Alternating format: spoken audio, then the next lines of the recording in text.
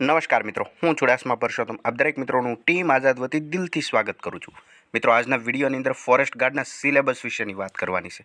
જે આ મિત્રો કયા વિષયમાંથી કેટલા માર્કનું પૂછાય છે, તદુપરાંત ફોરેસ્ટ ગાર્ડની અંદર ફિઝિકલ કેટલું હોય છે, મહિલા ઉમેદવારો માટે અને પુરુષ ઉમેદવાર મિત્રો માટે ફિઝિકલ આખરે કેટલું હોય છે, આ તમામ અપડેટ આપણે વિડીયોની અંદર વિગતવાર જોવાની છે. સૌથી પહેલાં વાત કરીએ તો વન રક્ષક વર્ગ 3ની જાહેરાત ફોરેસ્ટ 2022-23/1ના ઉમેદવારોને જોગની અગત્યની સૂચના છે તે આજે અખબાર યાદીની અંદર દર્શાવવામાં આવેલી છે.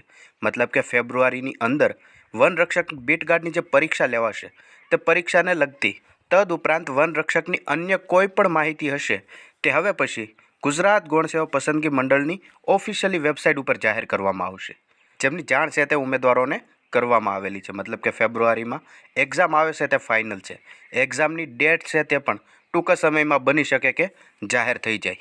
અને વાત કરીએ વનરક્ષક પરીક્ષામાં ફિઝિકલ કેટલું આવશે.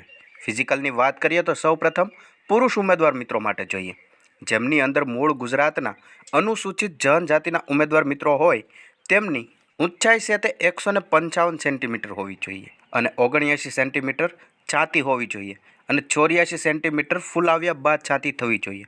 મતલબ કે છાતીનો ફૂલાવો ઓછામાં ઓછો 5 સેન્ટીમીટર હોવો જ જોઈએ. અને વજનની વાત કરીએ તો 50 કિલોગ્રામ વજન હોવું જોઈએ. આ મિનિમમ વજન દર્શાવવામાં આવેલું છે. તે સિવાયના દરેક ઉમેદવાર મિત્રો માટે 163 સેન્ટીમીટર ઊંચાઈ રહેશે, 79 સેન્ટીમીટર છાતી અને ફૂલાવ્યા બાદ 84 સેન્ટીમીટર અને 50 કિલો વજન છે. આવી જ રીતે મહિલા ઉમેદવાર માટે વાત કરીએ તો મહિલા ઉમેદવારની અંદર મૂળ ગુજરાતના અનુસૂચિત જનજાતિના ઉમેદવારો માટે 145 સેન્ટીમીટર ઊંચાઈ હશે અને 45 કિલા વજન. તે સિવાયની દરેક મહિલા ઉમેદવારને 150 સેન્ટીમીટર ઊંચાઈ હોવી જોઈએ અને વજન છે તે સેમ જ રહેશે. ત્યારબાદ વાત કરીએ કે પુરુષ ઉમેદવાર માટે શારીરિક ક્ષમતા કસોટી કઈ રીતની રહેશે. સૌપ્રથમ તો જોઈએ તો દોડ છે તે 1600 મીટરની આવે છે, જેની અંદર માજી સૈનિક સિવાયના ઉમેદવાર છે તેમને 6 મિનિટ આપવામાં આવે છે અને માજી સૈનિક ઉમેદવારને 6 મિનિટને 30 સેકન્ડ આપવામાં આવે છે 1600 મીટર દોડને પૂરી કરવા માટે. ઊંચી કૂદની વાત કરીએ તો માજી સૈનિકમાં 4 ફૂટ છે, જ્યારે તે સિવાયના દરેક ઉમેદવારને 4 ફૂટને 3 ઇંચ જેટલી ઊંચી કૂદ કરવાની હોય છે.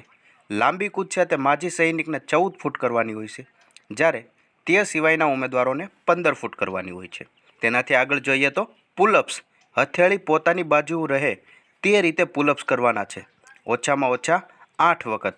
પછી માજી સૈનિક હોય કે તે સિવાયના ઉમેદવાર બંનેને 8 પુલઅપ્સ કરવાના રહેશે. અને રચ્છા શેડ છે તે રચ્છા શેડ પણ 18 ફૂટ જેટલી હોય છે.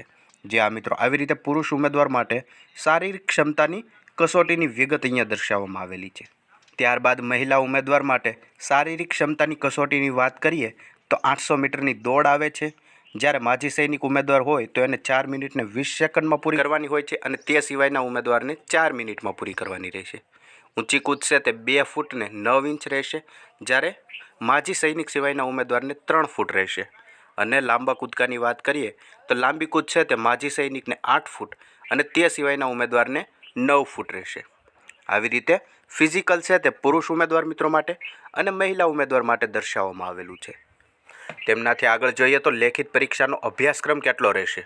અભ્યાસક્રમ તમે અહીંયા જોઈ શકો છો. સૌપ્રથમ છે તે સામાન્ય જ્ઞાન 25% પૂછવામાં આવશે. જે આ મિત્રો પેપરનું 25% સામાન્ય જ્ઞાન પૂછવામાં આવશે. મતલબ કે 200 માર્કના પેપરમાંથી 50 માર્ક માત્ર ને માત્ર સામાન્ય જ્ઞાનના હશે. ત્યારબાદ સામાન્ય ગણિત, બેઝિક મેથ છે તે 12.5%નું પૂછવામાં આવશે. મતલબ કે બેઝિક મેથ છે તે 25 માર્કનું પૂછવામાં આવશે. ગુજરાતી ભાષા પણ 12.5% એટલે કે 25 માર્કનું પૂછવામાં આવશે.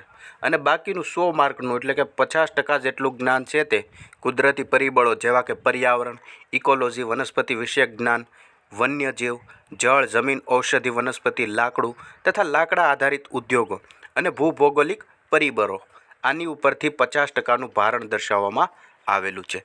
આવી રીતે 100% મતલબ કે 200 માર્કનું પેપર છે તે કંઈક આ રીતના સિલેબસમાંથી ડિક્લેર કરવામાં આવશે. અને થોડા ટાઈમ પહેલાં તમે જોયું પણ હતું કે વન વિભાગ દ્વારા સિલેબસ છે તે જાહેર કરવામાં આવશે. 48 કલાકનો ટાઈમ આપવામાં આવેલો હતો. જોકે હજુ સુધી તે સિલેબસ જાહેર કરવામાં નથી આવ્યો. તમને શું લાગે છે જે સિલેબસ જાહેર થશે તે આનો આ જ સિલેબસ હશે કે તેમની અંદર કોઈ પણ જાતનો સુધારો કરવામાં આવશે? નીચે કમેન્ટ કરીને અવશ્ય જણાવજો.